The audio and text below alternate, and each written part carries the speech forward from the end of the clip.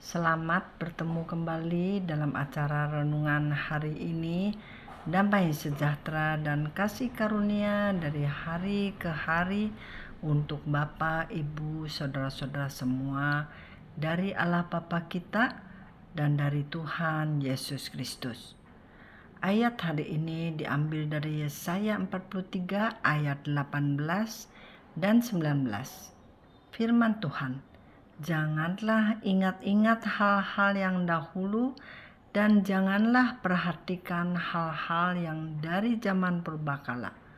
Lihat, aku hendak membuat sesuatu yang baru yang sekarang sudah tumbuh. Belumkah kamu mengetahuinya? Ya, aku hendak membuat jalan di padang gurun dan sungai-sungai di padang belantara.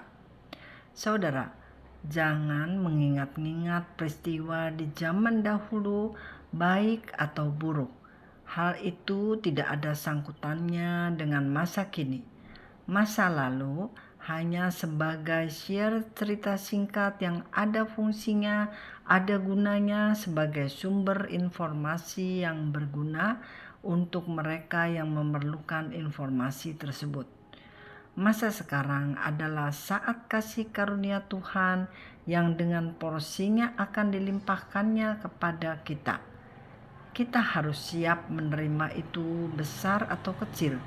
Tuhan selalu akan menciptakan yang baru, yang sedang bertumbuh. Untuk apa? Untuk mengarungi hidup kita dengan penuh perlindungan darinya.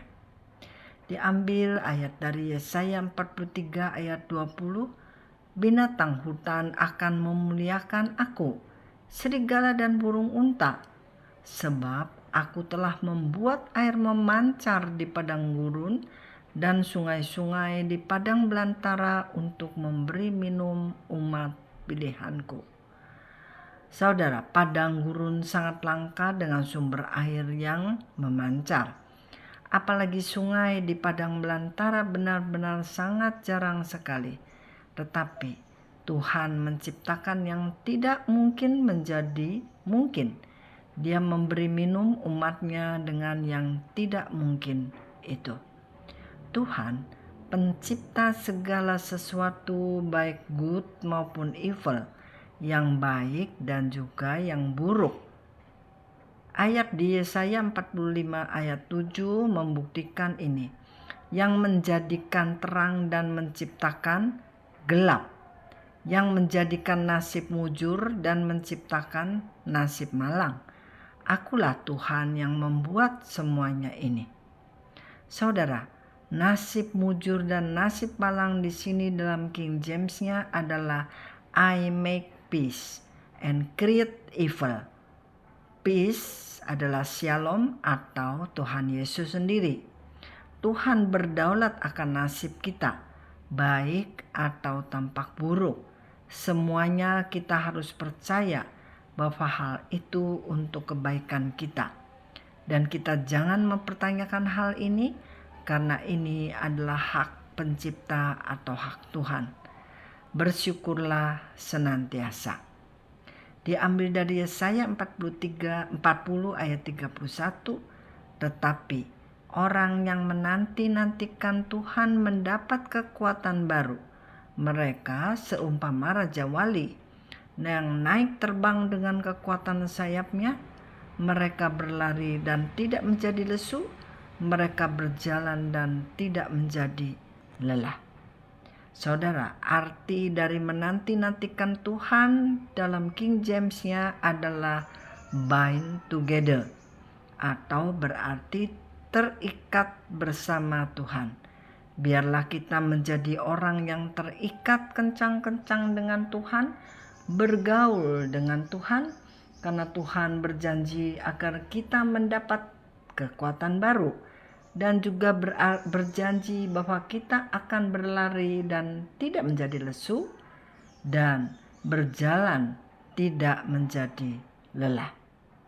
Dari Yesaya 44 ayat 3 dan 4, sebab aku akan mencurahkan air ke atas tanah yang haus dan hujan lebat ke atas rumput yang kering.